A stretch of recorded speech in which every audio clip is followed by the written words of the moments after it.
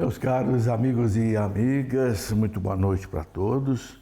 Com alegria, com a graça de Deus, nós estamos aqui para mais uma Escola da Fé. O que nós vamos conversar hoje? Vamos conversar sobre um grande santo da igreja, São Bernardo, doutor da igreja do século XII. Nasceu no ano 1090 e morreu no ano 1153. O grande São Bernardo de Claraval. Tem aqui inclusive um livro que é da editora Cultor de Livros, né? Quem quiser conhecer profundamente São Bernardo, olha aqui, um calhamaço aqui de cerca de 500 páginas, 600 páginas, que conta com detalhes a vida dele. Muito bem, vamos pedir a Deus a luz do Divino Espírito Santo. Em nome do Pai, e do Filho, e do Espírito Santo. Amém. Vinde, Espírito Santo, enchei os corações dos vossos fiéis, acendei neles o fogo do vosso amor. Enviai, Senhor, o teu Santo Espírito, e tudo será criado, renovareis a face da terra.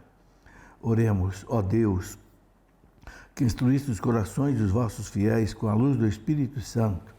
Fazei que apreciemos retamente todas as coisas segundo o mesmo Espírito e gozemos sempre da sua consolação. Por Cristo nosso Senhor. Amém. Ave Maria, cheia de graça, o Senhor é convosco. Bendita sois vós entre as mulheres, e bendito é o fruto do vosso ventre, Jesus. Santa Maria, Mãe de Deus, rogai por nós, pecadores, agora e na hora de nossa morte. Amém. Glória ao Pai, ao Filho e ao Espírito Santo, como era no princípio, agora e sempre. Amém. Em nome do Pai, do Filho e do Espírito Santo. Amém. Muito bem, meus caros amigos e amigas, vamos conversar hoje um pouco sobre um grande santo que marcou profundamente o século dele, o século XII, São Bernardo de Claraval. Não é à toa que é um dos doutores da igreja, né? É bom a gente conhecer um pouco da vida desses grandes homens da igreja, porque aí a gente conhece um pouco também da história da igreja no tempo deles. Esse é um jeito bom de estudar a história da igreja, estudar, às vezes, um personagem importante daquela época, certo? Bom, mas antes eu quero lembrar a vocês que a Canção Nova conta com a sua ajuda, né? E eu penso que a maneira mais fácil de você ajudar hoje é pelo Pix, né? pix.doação@cançãonova.com. Hoje, tudo que é meio de transferência de dinheiro, praticamente, mais de 2, 3 milhões de pessoas estão usando, né, quase que diariamente o Pix. Então, use aí para você fazer também a sua contribuição para a Canção Nova. Sem isso, a Canção Nova não pode manter todo esse sistema de evangelização. Muito bem, vamos conversar então um pouco sobre São Bernardo de Claraval. São Bernardo foi o santo que mais marcou o século XII, como eu disse. Por isso que eu estou trazendo um pouco aqui do conhecimento dele. O poder de atração desse santo foi extraordinário, né? Ele nasceu no castelo de Fontaine, na França, próximo de Dijon, e foi o terceiro filho de 6 irmãos. Em 1113, ele entrou para o mosteiro de Cister. O mosteiro de Cister é aquele mosteiro famoso que foi construído na França, daí saiu a ordem dos cistercienses, que existe ainda hoje no mundo inteiro. Mas é uma ordem lá do ano, mais ou menos no ano 1000. Inclusive foi uma ordem importantíssima, porque juntamente com a ordem de Cluny, outra ordem também da França, fizeram assim como que uma reforma, né, dos costumes na igreja. Foi muito importante. Século X, XI, que a igreja estava vivendo uma situação muito difícil, por causa da invasão dos muçulmanos, a invasão dos húngaros, magiares, a invasão dos normandos que vinham, né, do norte, ali, da Suécia e tal. A Europa entrou numa convulsão muito grande, também com o problema dos feudos, dos senhores feudais que queriam mandar na igreja.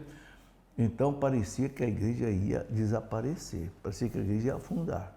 Mas a ordem de Cister e a ordem de Cluny fizeram, né, deram à igreja aí uma força muito grande. Então, São Bernardo ele entrou para o mosteiro de Cister com 23 anos de idade E era uma fundação monástica, então, até então nova, né? Mais ativa em relação aos antigos e veneráveis mosteiros, né? De então, e ao mesmo tempo era assim, mais rigorosa na prática dos conselhos evangélicos. Pobreza, obediência e castidade. E São Bernardo queria realmente um mosteiro onde ele pudesse viver a espiritualidade com profundidade. Por isso que ele procurou a ordem exatamente de Císter. Bom, em 1115, São Bernardo foi enviado por Santo Estevão Harding, que era o terceiro abade de Císter. Císter também é chamada de Citeaux, né? Citeaux em francês, ou Císter, é a mesma coisa. Então ele foi enviado por Santo Estevão Harding, que era o terceiro abade de Císter, desde que Císter era relativamente nova, né? São Bernardo foi mandado para fundar um mosteiro novo de Claraval, ou também chamado em francês Clairvaux, né? Clairvaux. Bom, aqui o jovem abade, então, ele tinha apenas 25 anos. Veja, já era abade de um mosteiro novo com 25 anos. E ele pôde apurar, né, a própria concepção de vida monástica e empenhar-se e pôr em prática aquilo que ele queria. Uma vida assim austera, de muita oração, de muita penitência, de muito trabalho também, né? E se tornou então o primeiro abade de Claraval. Esse mosteiro de Claraval ficou muito famoso também na França. Veja, é um desdobramento de Císter. Isso aconteceu muito na Europa. Por exemplo, os beneditinos se desdobraram em milhares de mosteiros e conventos, né?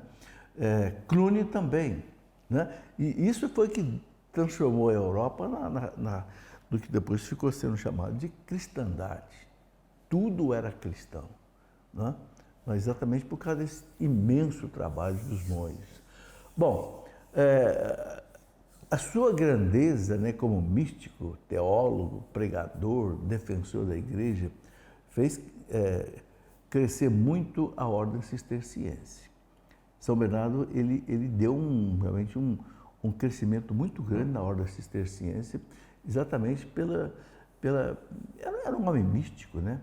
E teólogo, profundo conhecedor da doutrina, um pregador muito bom, né? E, sobretudo, um defensor da igreja, né? Num tempo, como eu já falei para vocês aqui, um tempo muito difícil, né? Realmente, o século X, XI foram séculos muito difíceis, né? Todo mundo queria fazer o Papa. Século X, por exemplo, nós tivemos aí 5 papas que foram assassinados.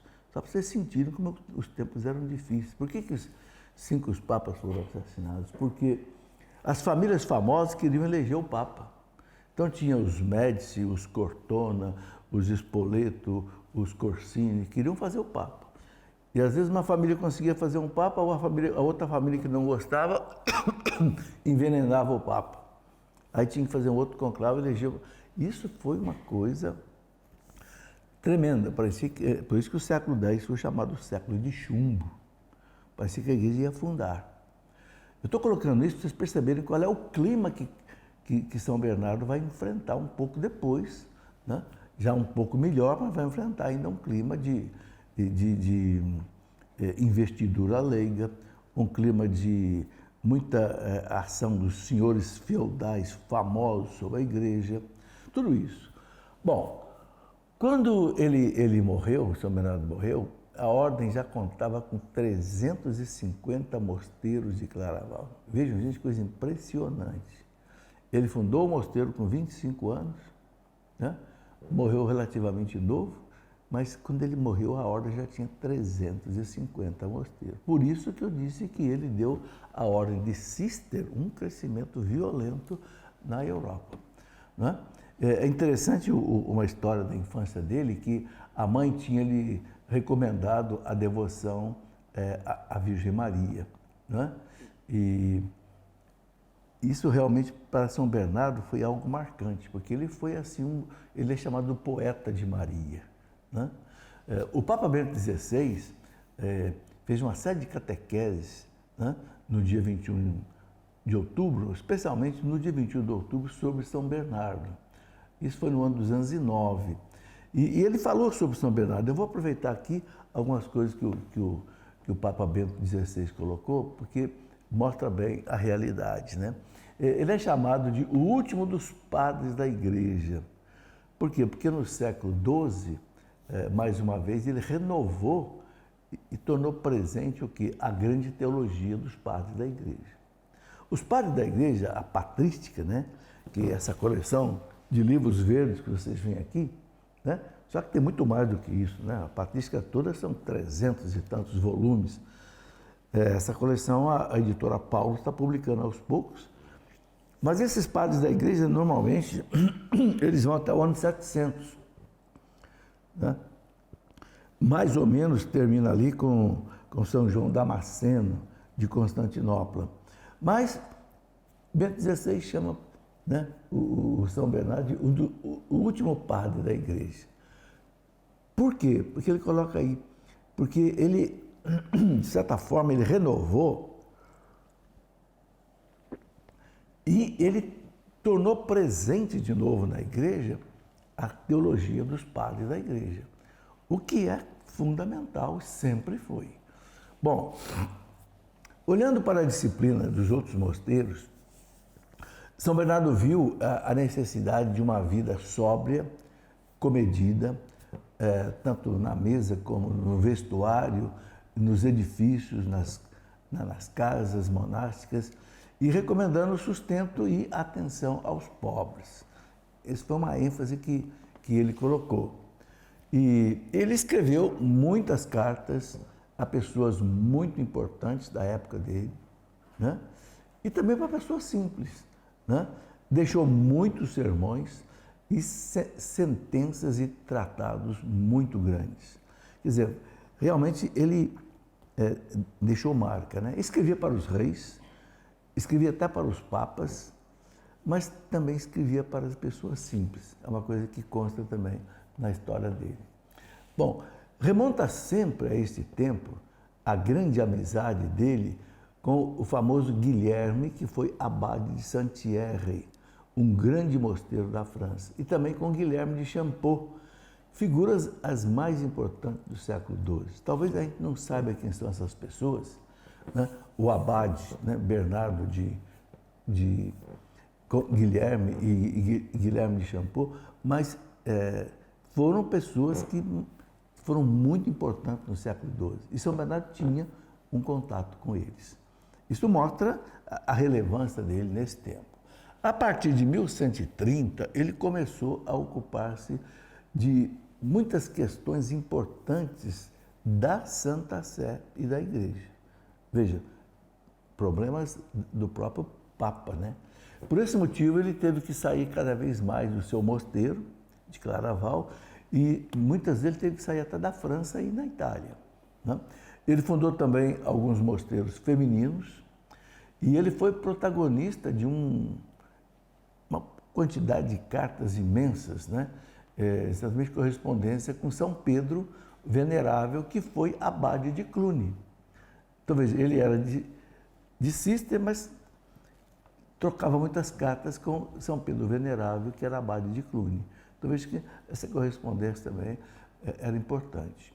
Bom, ele dirigiu, sobretudo, os seus escritos polêmicos contra o famoso Pedro Abelardo. Quem foi Pedro Abelardo? Pedro Abelardo, ele foi um famoso teólogo e filósofo que iniciou um novo modo de fazer teologia, mas que São Bernardo não concordava. E Pedro de Abelardo era professor na Sorbonne, na França. Então, o Abelardo, ele introduziu um método chamado dialético filosófico na construção de um pensamento teológico e que São Bernardo não concordava. E, né, na verdade, ele acabou sendo condenado, o Abelardo acabou sendo condenado em 2 concílios na França. É muito interessante isso, né? Muitas vezes, um teólogo famoso coloca uma teologia e a grande massa não percebe o erro. Mas quando encontra um homem que tem os olhos do Espírito Santo, aí Aí a coisa muda. Foi exatamente o que aconteceu com São Bernardo e Abelardo.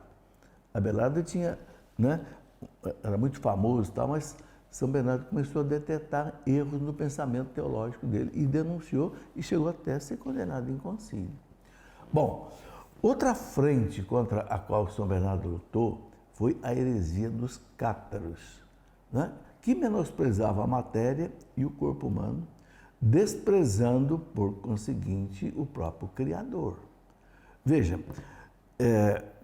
quem eram esses cátaros que São Bernardo teve que enfrentar? Esses cátaros foram os hereges que acabaram motivando a criação da Inquisição. A gente sabe que a Inquisição foi instituída em 1231 pelo Papa Gregório, né, XI, mas, na verdade, esses cátaros, eles começaram bem cedo a dar problemas exatamente na Europa. E São Bernardo foi uma das atividades grandes dele foi contra esses cátaros. Eu tenho aqui, inclusive, um livro, quem quiser aprofundar mais nesse santo, São Bernardo de Claraval, esse livro aqui é da editora Cultor de Livros em São Paulo, lá do meu amigo Luiz Eduardo. Aliás, tem livros muito bons da editora Cultor. Eu estava falando aqui, então, da atividade de São Bernardo com relação aos cátaros. O que são os cátaros? Os cátaros eram aqueles gnósticos, né, que acreditavam no seguinte, só para recordar quem talvez não saiba disso. Os cátaros acreditavam que houvesse dois deuses, um Deus bom e um Deus mau. Já começa errado, né? Porque só existe um Deus e um Deus bom, um Deus que é amor. Mas para tentar explicar o que era a questão do mal, que era a grande polêmica da época, de onde é que vem o mal? Se tem coisas maravilhosas nesse mundo, de onde é que vem o mal? Então, veio lá do chamado maniqueísmo persa essa heresia. Tem dois deuses, o Deus bom, que só criou coisas espirituais, e um Deus mau, que só criou coisas materiais. Então, eles desprezavam a matéria, inclusive o próprio corpo humano.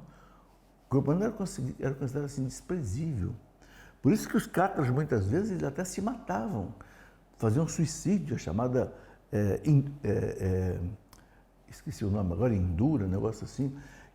Porque, bom, se o corpo não presta é mal, o corpo está aprisionando o espírito, que é bom, então vamos libertar o espírito através da morte.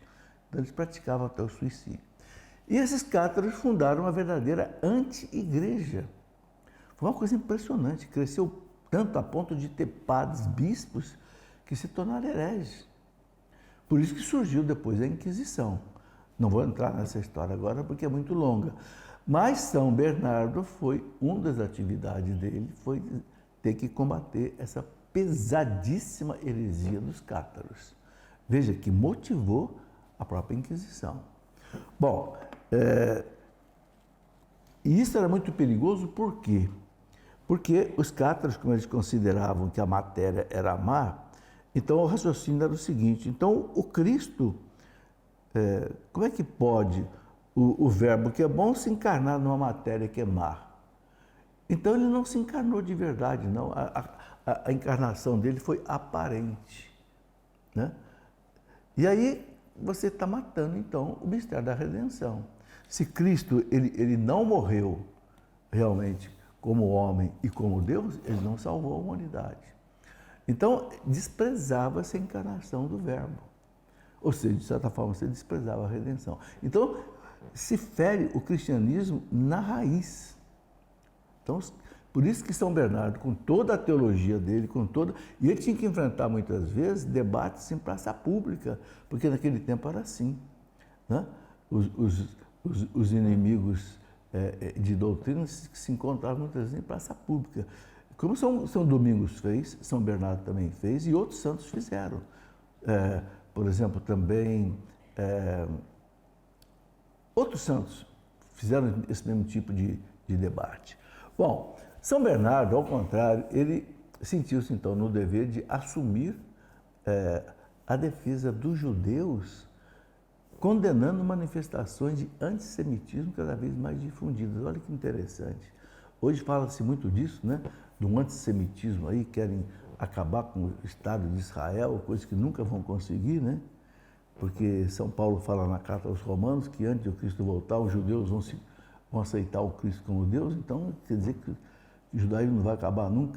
Mas sempre existiu um antissemitismo desde lá da Idade Média. No entanto, São Bernardo, ele era exatamente o contrário, e ele defendia os judeus.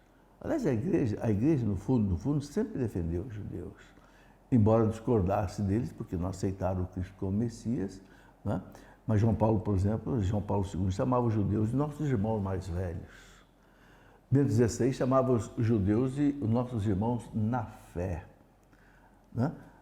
A gente não pode negar que o cristianismo ele veio do judaísmo. Por que quando morreu Matias, morreu Judas, elegeram Matias? Para deixar 12 apóstolos. Porque os apóstolos sucedem as 12 tribos de Israel. Então, nesta linha, São Bernardo também defendia, né, a perseguição aos judeus. De onde que vem essa expressão? Ai que judiação, ai que judiaria. De onde é que vem? Vem de judiar dos judeus, fazer mal para os judeus. Então, aí vem judiação, judiaria, entende?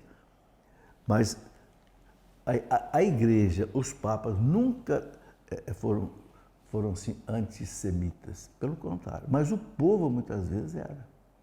Bom, então, devido a esse aspecto da sua ação apostólica, algumas dezenas de anos mais tarde, né, um rabino da cidade de Bonn, na Alemanha, Efraim, ele dirigiu a Bernardo uma grande homenagem. Um rabino da cidade de Bonn, na Alemanha, Efraim, né, da época dele. Bom, naquele mesmo período, ele escreveu as suas obras mais famosas, como, por exemplo, Sermões sobre o Cântico dos Cânticos. Aliás, o Cântico dos Cânticos, que é um livro considerado muitas vezes difícil para a maioria, para os grandes místicos era um prato cheio. Santa Teresa, né? São João da Cruz, São Bernardo, São Domingo, eles gostavam do Cântico dos Cânticos. São Bernardo escreveu uma obra famosa sobre o cântico. Nos últimos anos da sua vida, São Bernardo teve que limitar as viagens dele, por causa de doença, né? Porque é um homem que se desgastou demais, né? Mas sem interromper totalmente, né, as suas atividades. Ele aproveitou para rever definitivamente um conjunto das cartas, sermões e tratados que ele deixou, e merece ser mencionado um livro bastante particular dele, que ele terminou precisamente nesse tempo em que ele já estava mais recluso, né? Em 1145, quando um aluno dele, chamado Bernardo Pignatello, foi eleito Papa, olha aí, recebeu o nome de Eugênio III, foi Papa de 1145 até 1153, discípulo de São Bernardo. Bernardo, né, Pignatello se tornou Papa.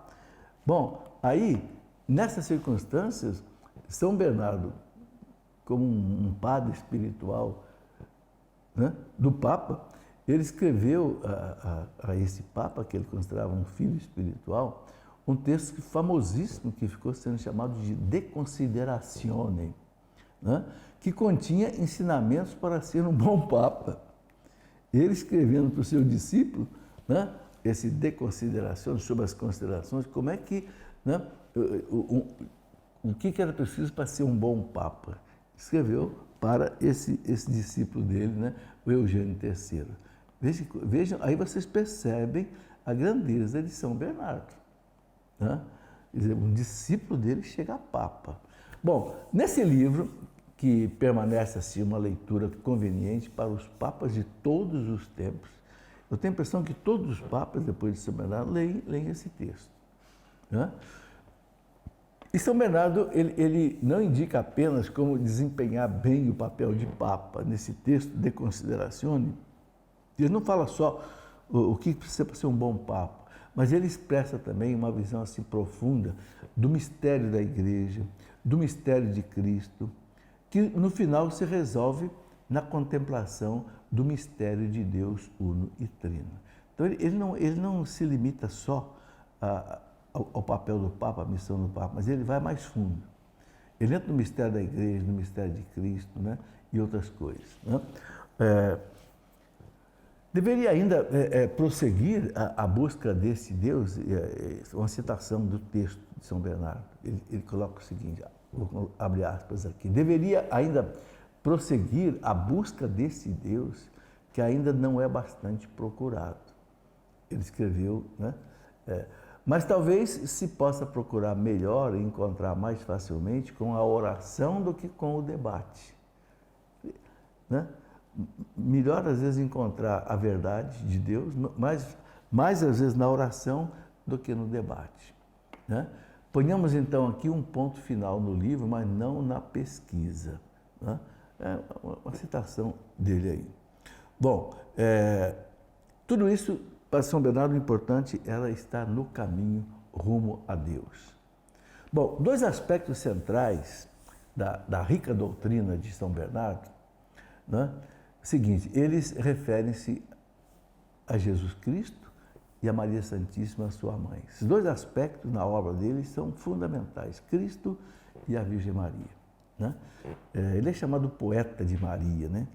Tem uma passagem interessante da vida dele, que sempre que ele passava por uma imagem de Nossa Senhora, ele dizia Salve Maria. Salve, escondido, ele disse para uma imagem Salve Maria, ele escutou uma voz dizer para ele, Salve Bernardo. Parece que Nossa Senhora respondeu para ele, Salve Bernardo. Né? Então, para ele dizia, só Jesus. Insiste Bernardo diante dos complexos raciocínios que eu já falei aqui, dialéticos do tempo dele, né? Que era um tempo de convulsão teológica. Ele dizia, só Jesus é mel para os lábios, cântico para os ouvidos e júbilo para o coração. Essa expressão dele ficou famosa. Né? Só Jesus é mel para os lábios, cântico para os ouvidos e júbilo para o coração. Por isso que ele é chamado de o doutor melífluo. Melífluo quer dizer, ele como que ele expele mel pelos lábios. Né? É dessa citação aí que surgiu esse texto. Bom, daí vem precisamente esse título, né? Que foi atribuído a ele, de melífluos, né? De fato, o seu louvor a Jesus Cristo escorre assim como o mel, né? O mel doce, que coloca aí seu próprio Papa Bento XVI. Outra coisa, nas extenuantes batalhas, né, que ele enfrentou com os nominalistas e realistas, né, duas correntes filosóficas da época, ele teve muito trabalho sobre isso. Como eu já falei, a época de São Bernardo foi uma época de muito conflito teológico. Né? Já falei aqui do Abelardo, que era professor da Sorbonne, né, que ele teve que enfrentar e foi inclusive para concílio, foi condenado à teologia de Abelardo, mas ele teve que enfrentar também os nominalistas de Guilherme de Ockham. Né? Nominalistas era uma filosofia que entrava na teologia e que queria reduzir tudo ao mínimo. Né? Até surgiu uma expressão, a navalha de Ockham, Guilherme de Ockham foi o autor disso. Então, se eu vou estudar, por exemplo, a cristologia, então eu vou eliminar tudo o que é possível eliminar para ficar só com o mínimo necessário. São Bernardo disse, parado aí. Se você fizer isso, você vai mutilar a cristologia, vai mutilar a teologia.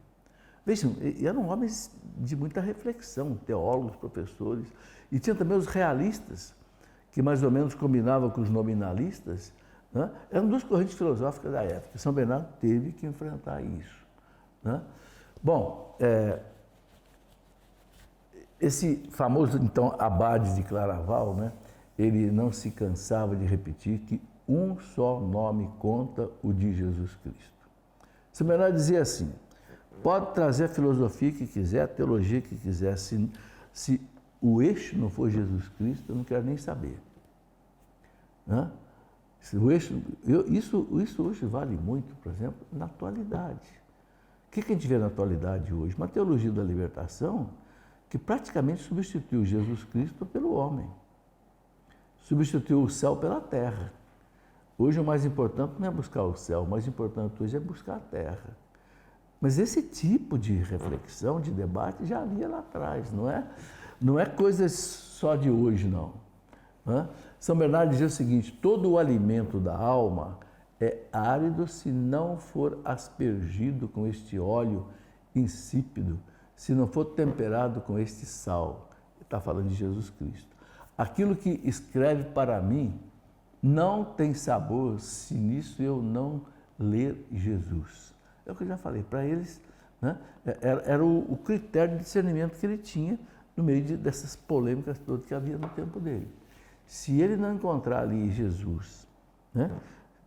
E muitas vezes, sabe, gente, Jesus é colocado de maneira disfarçada, mas não é colocado de maneira real.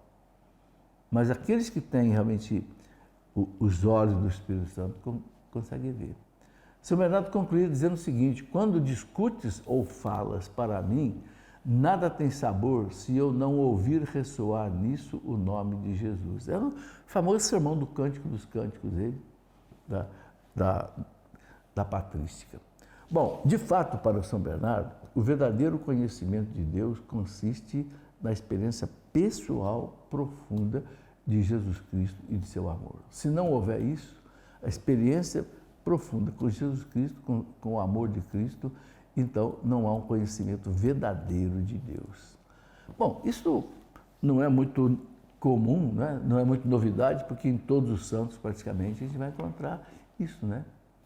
No outro célebre sermão dele, no domingo, entre a oitava da Assunção, que havia na época, né? A oitava da Assunção, hoje não tem mais, o Santo Abade ele descreve em termos assim, apaixonados a íntima participação de Maria no sacrifício redentor do Filho, né?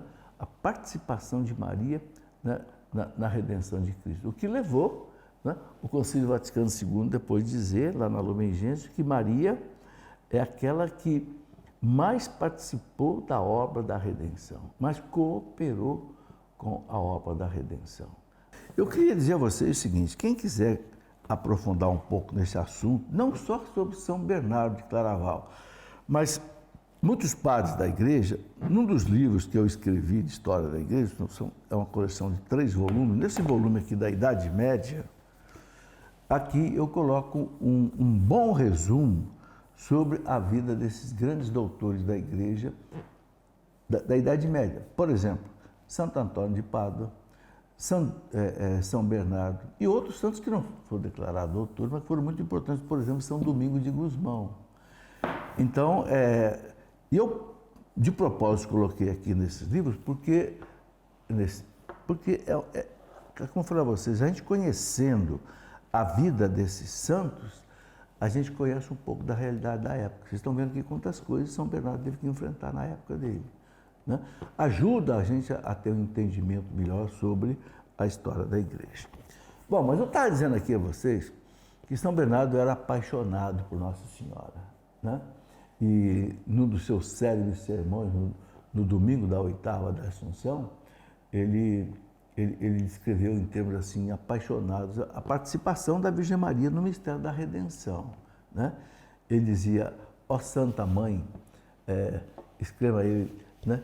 Deveras uma espada trespassou a sua alma, né?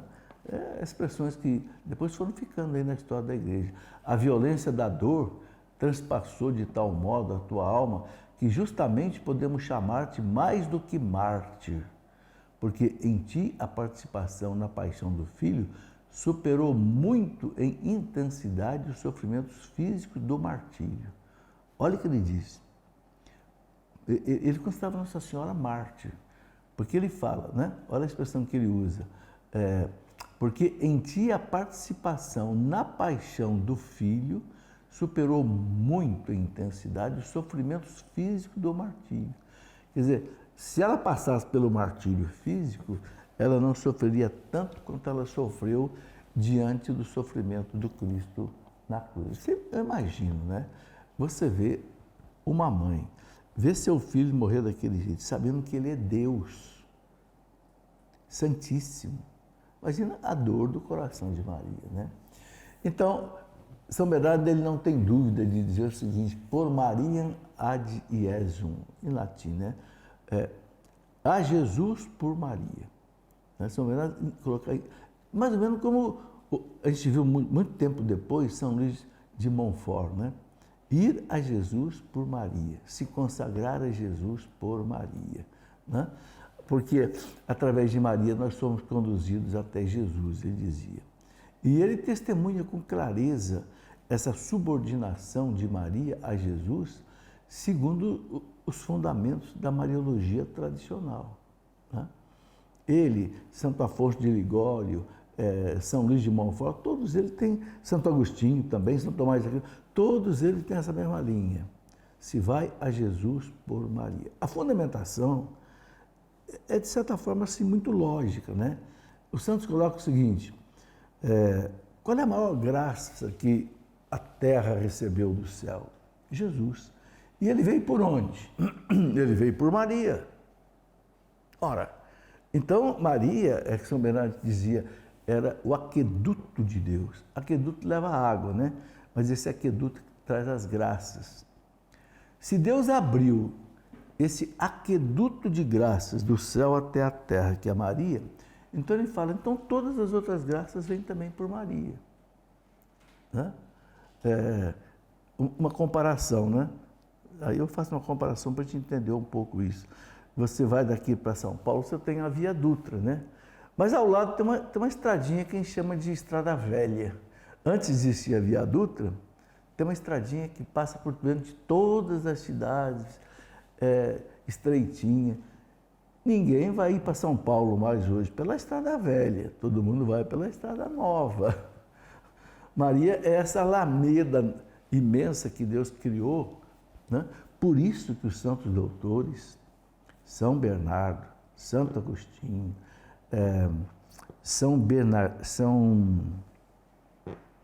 outros santos doutores, por exemplo, São Pedro Venerável, também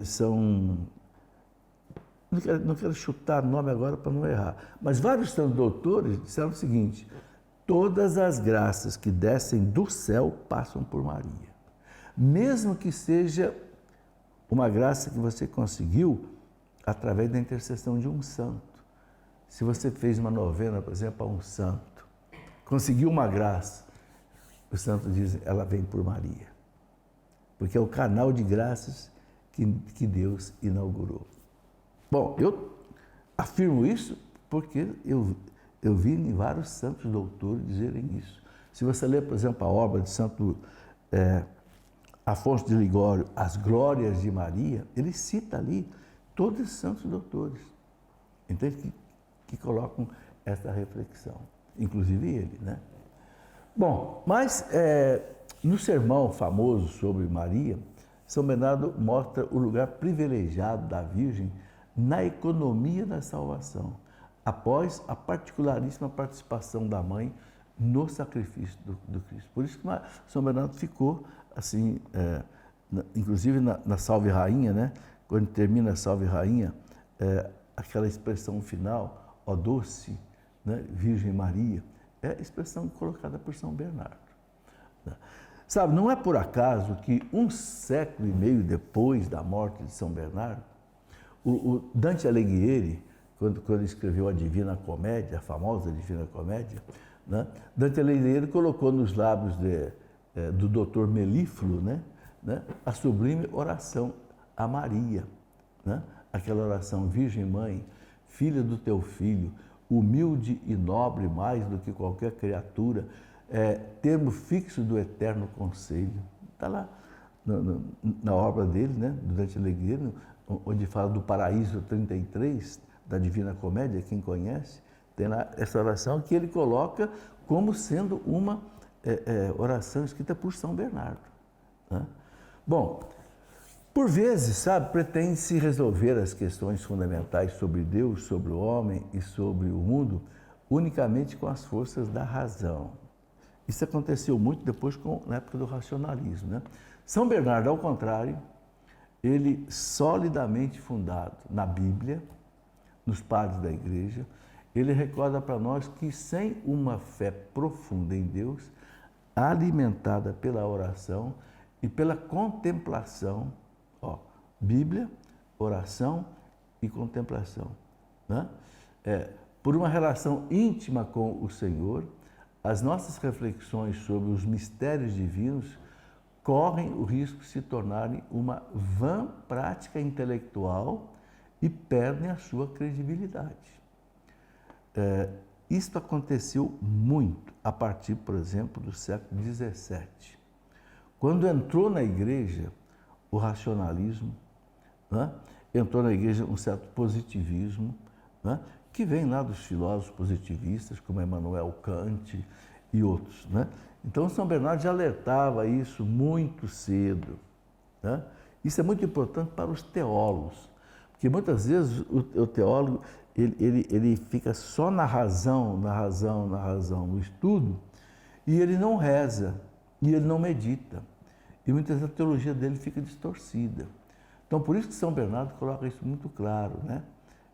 Sem uma fé profunda em Deus, alimentada pela oração e pela contemplação, por uma relação íntima com o Senhor, as nossas reflexões, ele está falando como teólogo, sobre os mistérios divinos, correm o risco de se tornarem uma vã prática intelectual e perdem a sua credibilidade. Por isso que surgem as heresias.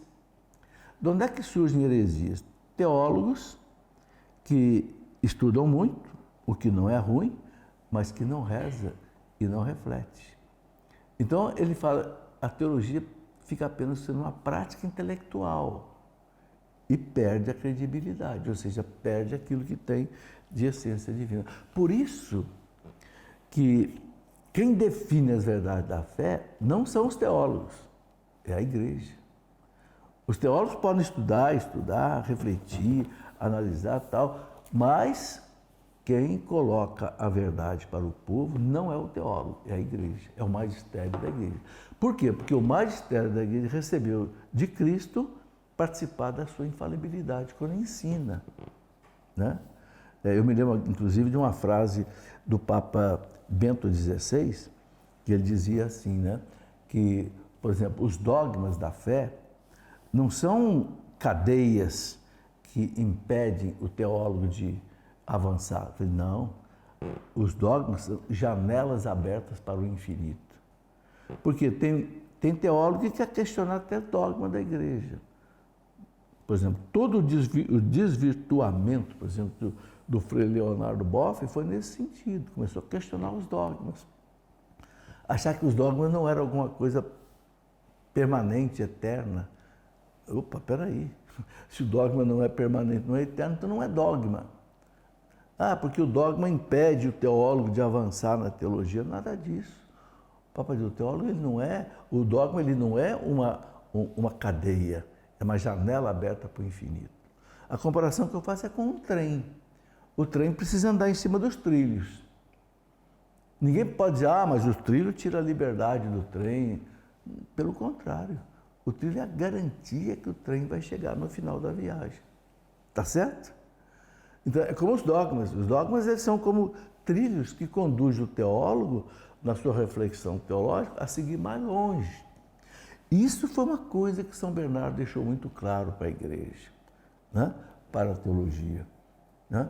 Então, o homem procura melhor e encontra mais facilmente Deus com a oração do que com o debate, ele dizia, né? E ele deixava aí muitas invocações a Nossa Senhora, né? Recordando uma delas, né? Nas bonitas homilias dele, ele dizia, eu gosto muito dessa oração de São Bernardo, é uma coisa maravilhosa. Nos perigos, nas angústias, nas incertezas, pensa em Maria, invoca Maria. Né? Nos perigos, nas angústias, nas incertezas, pensa em Maria, invoca Maria. Que ela nunca abandone os seus lábios, nem o teu coração.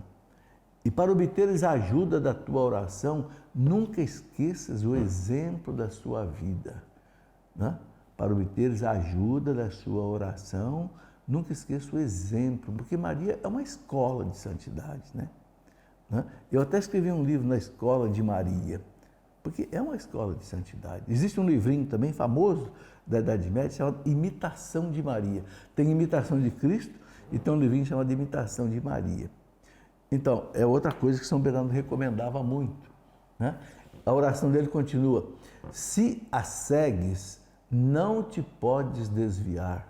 Se lhe rezas, não te podes desesperar. Se pensas nela, não podes errar. Se ela te ampara, não cais.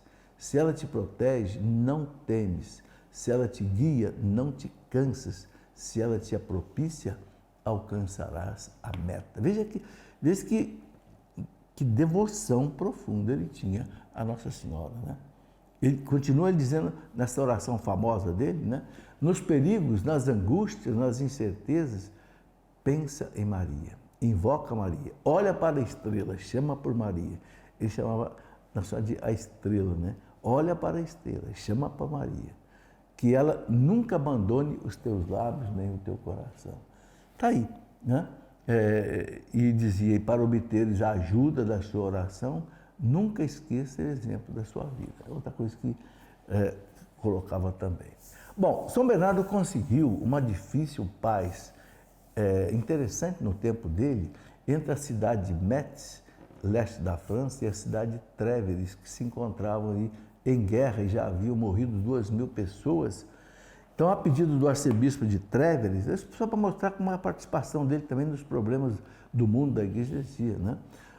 Ele já estava com 63 anos de idade, sofria já muitas enfermidades, mas ele, sabe, por amor a Deus, ele acompanhou o arcebispo nessa penosa viagem em janeiro de 1153 e conseguiu estabelecer a paz entre duas cidades que estavam em guerra. Antigamente havia muito isso, né?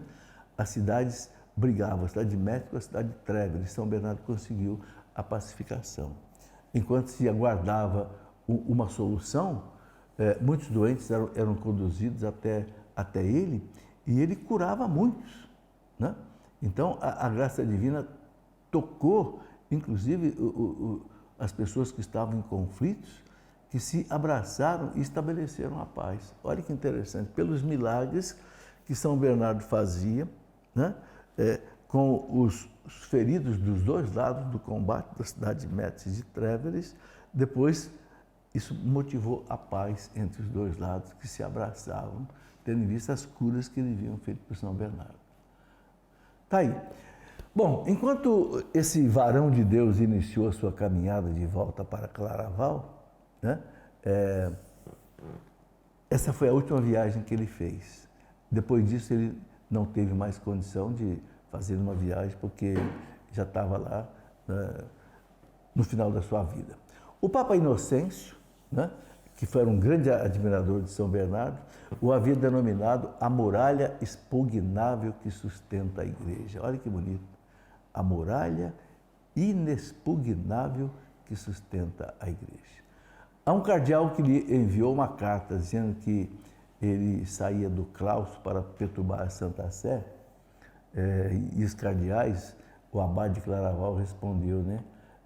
As vozes discordantes que perturbam a paz da igreja lhe pareciam ser as das rãs barulhentas que estavam cheios os palácios cardinalícios ou pontifícios. Uma citação de Daniel Rupes. Bom, gente, esse foi o grande São Bernardo de Claraval e muito mais. Quem quiser aprofundar na vida dele, está aqui esse livro que eu já mostrei, né? Que vale a pena porque a gente aprende muita coisa com esse grande santo e doutor da igreja. Um grande abraço a todos e se algum sacerdote nos acompanhe ou diácono nos dê a sua bênção. Em nome do Pai, do Filho e do Espírito Santo. Amém.